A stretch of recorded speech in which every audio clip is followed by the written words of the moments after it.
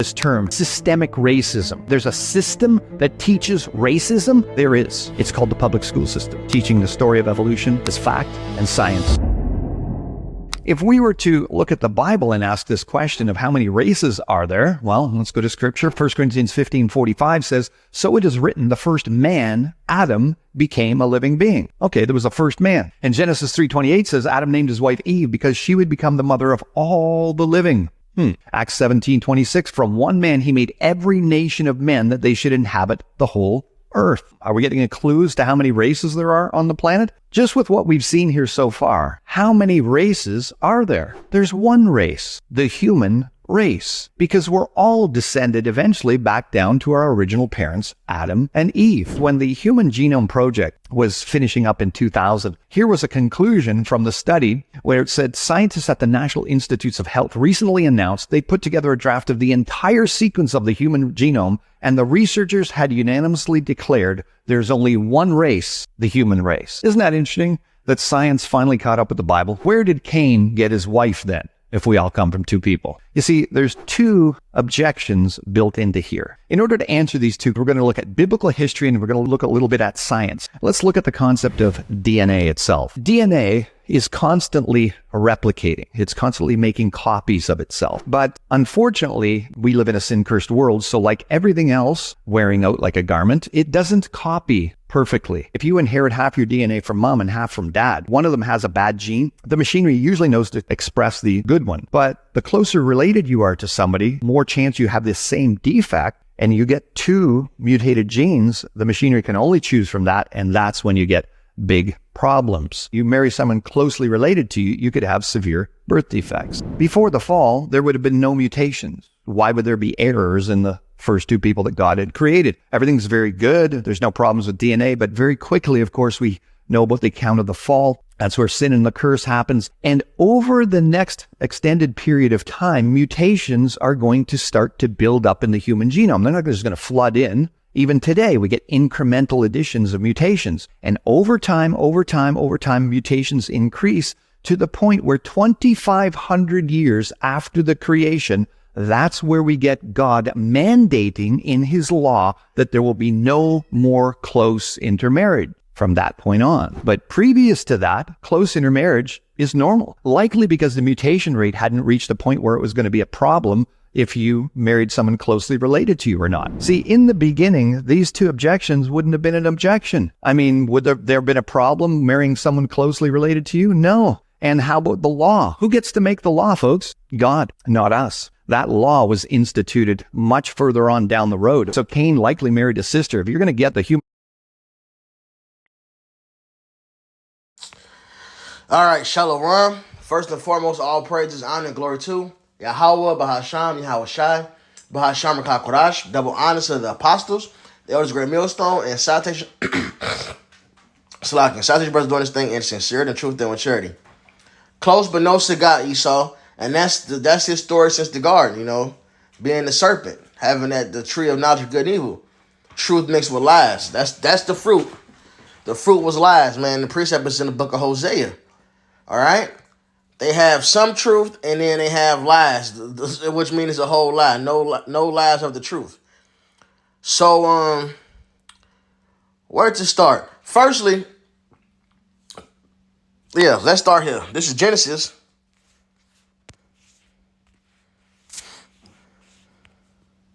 One.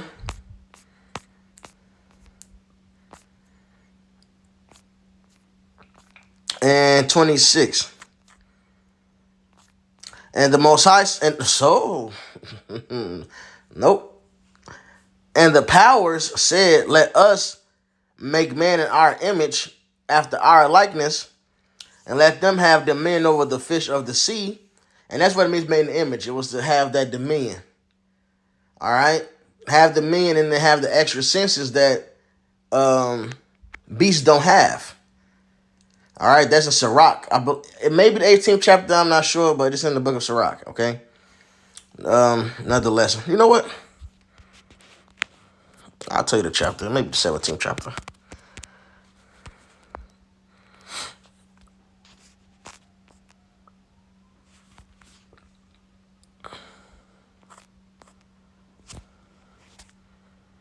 Do it this way.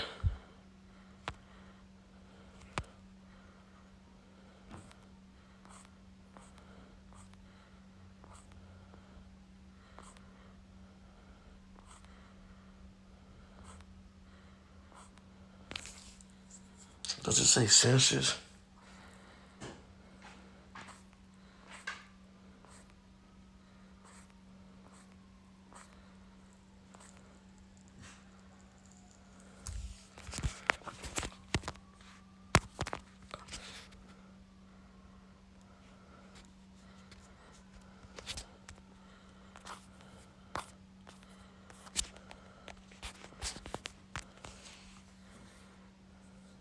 The 17th chapter. There you go. Start at the top. So back in Genesis 1:26, and the power said, let us make man in our image, after our likeness, and let them have dominion over the fish of the sea, and over the fowl of the air, and over the cattle, and over all the earth, and over every creeping thing that creepeth upon the earth. So the powers created man in his image, and the image of powers created he him. Male and female created he them. So men and women were made together. And the powers blessed them, and the powers said unto them, be fruitful and multiply and replenish the earth and subdue it and have dominion over the fish of the sea and over the fowl of the air and over every living thing that moveth upon the earth. So there was multiples made here, okay?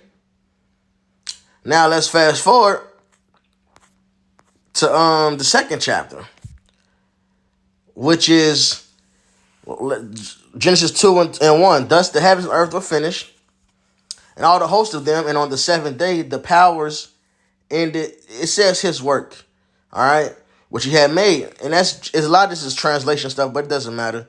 We understand that this isn't just the Most High power making these things. For one, Colossians, the first chapter, mentions Hawashai, and Hawashai mentions the disciples that were with him in the beginning. Also, the book of Hebrews mentioned how we have handled the word, all right, in the beginning. So there you go. Psalms 82:6, you know.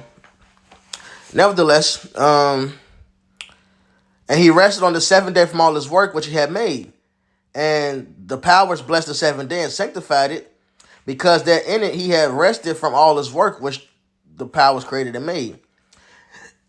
Now, check this. These are the generations of the heavens and the earth when they were created. In the day that Yahweh power made the earth and the heavens. This is the first time the name of the Lord pops up here, which is Yahweh. All cap Lord means the name is there.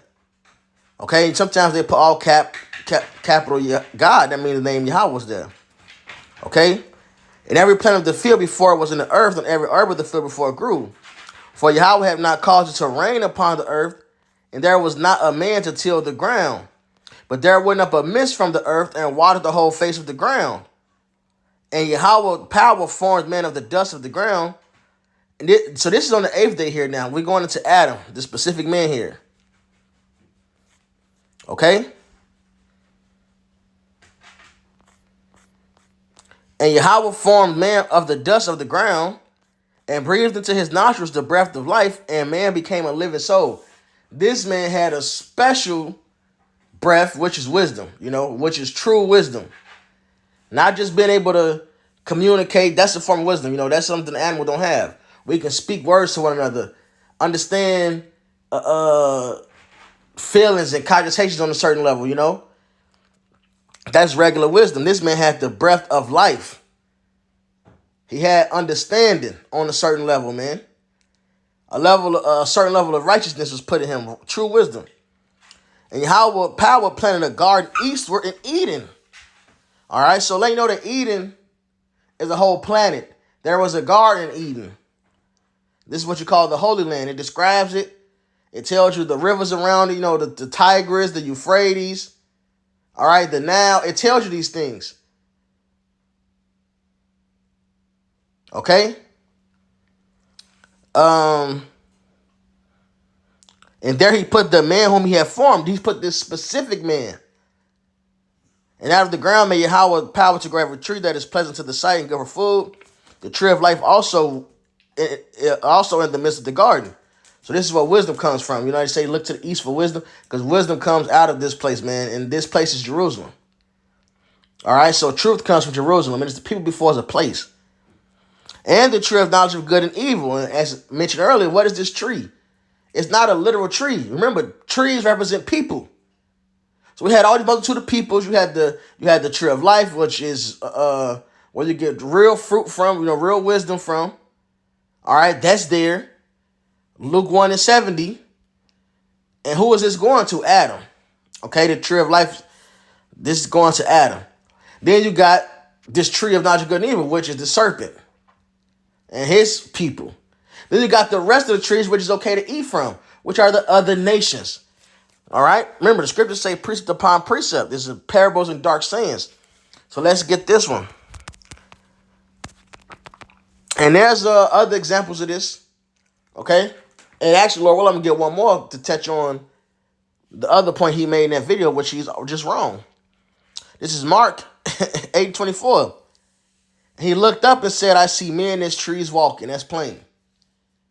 So sometimes trees represent men. Okay? You have to understand the parable. This is the code breaker for the riddle. All right? Plain and simple. You have the other example. I believe it's in Judges. And he gave a parable about the trees, saying, you rule over us. And it was talking about men. So trees sometimes represent men. So it can represent a whole nation, actually. Your own land, your own nation. And Lord, what are we going to grab that? So yeah. This is what Cain got his women from. There was other women around. He didn't pop his sister or something. And the scriptures, it don't say that. Another point to prove that certain relationships was not right is Ammon and Moab.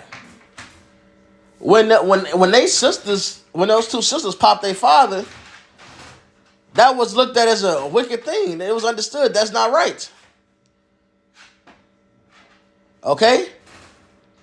And that's why they seed have that look they have, which is the Chinese and the Japanese, man.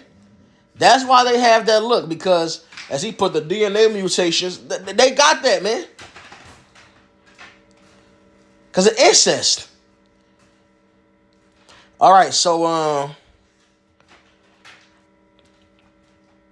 damn. That was that. What else did that man say? All right, so let's touch on this. So, yeah, that's that. Now, after the flood, let's grab this. We all come from Adam through Noah. However, well, let's read this first. Acts 17:26, and hath made of one blood all nations of men, for to dwell on all the face of the earth, and have determined the times before appointed, and the bounds of their habitation. The bounds of their habitation, let you know there's a separation right there. Because the Lord gave each nation, and as we call it race, we do say race because race, the etymology is disputed, but the point is it does mean forefather. All right? Or that's what it loosely translates to, or root, or whatever. You technically can't claim your root is Adam unless you come through the seed of Israel. Technically, you came through Noah, but the Lord put you back in your place as the trees that was before the flood. As the scriptures say, you had the sons of God, which is the seed of Adam. That's the sons of God. Okay? Exodus, what's that? 4:22. That's the seed of God. That's the sons of God, sorry. And the sons of men are the heathens, the other nations. Okay? So you came back and got put back in place as the other nations, man. Just like Ishmael, he came from Abraham, right? But no. He's a different nation. We're not cousins. Esau is not really our brother. That's our twin technically, but Of carnally, that's our. I don't even want to say carnally because really the Lord made a separation. See, Esau only has a certain level of understanding on DNA. There's so much intricacies they don't even understand it all. So there's still a separation, man. They can't find it because we are the human race. We are, like he said, yeah, okay, we can say that. But the Lord still makes separations. And that's the point. We're not the same people. We're not the same nation. We're not equals. Okay? Plain and simple. We're all human. Except Esau. But that's, because to be human is to have color, hue, man. And they lost their color, their skin. But this is Romans 9. Cage. Or you gonna sit and chill till I finish. This is Romans 9. Benjamin Cage. You gonna listen, boy. This is Romans 9. And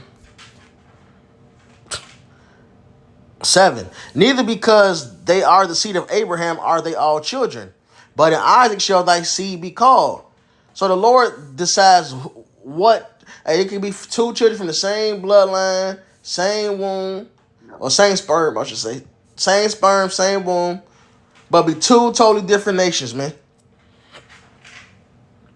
We have that example with twins, Jacob and Esau. Excuse me, got the hiccup. That is, they which are the children of the flesh, these are not the children of God, but the children of the promise are counted for the seed. So these were not counted for the seed of Abraham. So the Bible does specify and make a separation, man. This dude is a liar on so many levels. Okay? This is 2nd Ezra 6 and 54. And after these,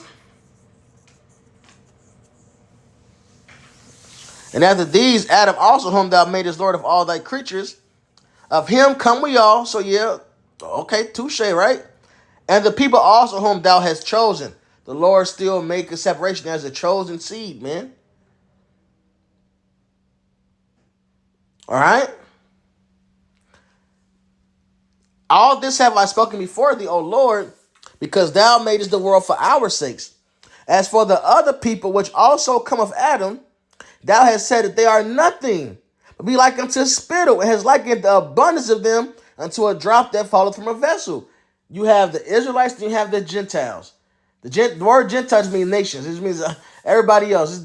That's the two lots. Israel, everybody else. There's still separation. Even with that, the Lord so raw, even amongst the Gentiles, technically he still made a separation. They all got their own land. All right? And let's grab this actually now.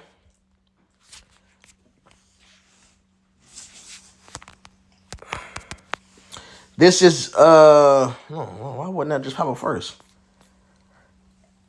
Ezekiel. Let me type it like this. I really hate how they change this app, bro.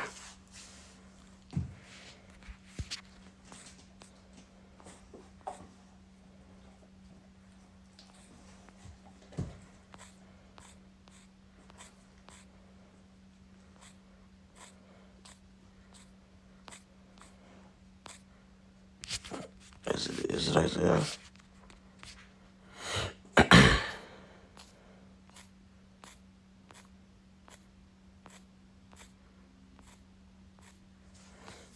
Maybe it's not Ezekiel. Maybe it is Zechariah. Oh, I overlooked it. Let me see.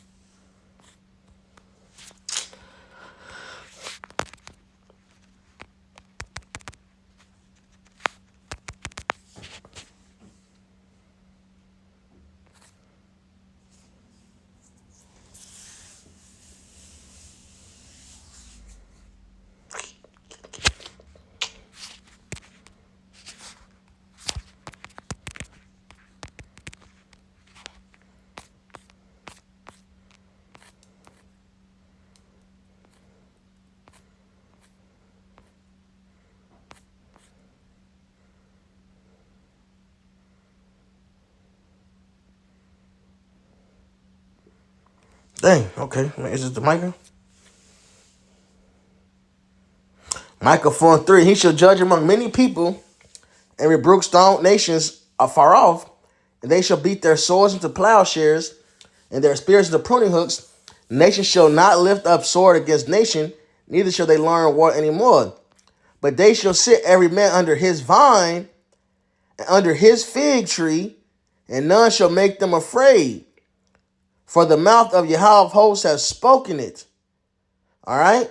So everybody's going to return into their, after the slavery, after their punishment. These heathens will have their own land and return to their own tree, man. All right? Plain and simple. Being under your tree means you get your own land. This is Deuteronomy, land which is sorted by your nation. All right? And the Lord sorted out, starting with Israel. Deuteronomy 32:8. When the Most High divided to the nations their inheritance, when he separated the sons of Adam, he separated us, man. There is a difference. It's not about the climate or you was in the northern hemisphere or the western. No, look. It's about the Lord. He set the bounds of the people according to the number of the children of Israel. For the Lord's portion is his people. Jacob is the lot of his inheritance. So the Lord is a separatist. The Lord has his chosen seed. All right. The Lord has his favorite. Plain and simple, man. It's not some one big kumbaya and all people join together. No. Israel is going to have his land, and the heathens will have theirs. And those heathens will bring gifts to Israel. It tells you this in Isaiah plainly. Multiple chapters, man. Okay? It tells us this in the law, how the heathens will be our inheritance and our children's inheritance, man. Psalms, the 2nd chapter, we're going to inherit the nations. Revelation, the 3rd chapter, man. The 2nd, 2:27. The 2nd chapter. All right? So that's madness. I'm going to get one more, man. This is Leviticus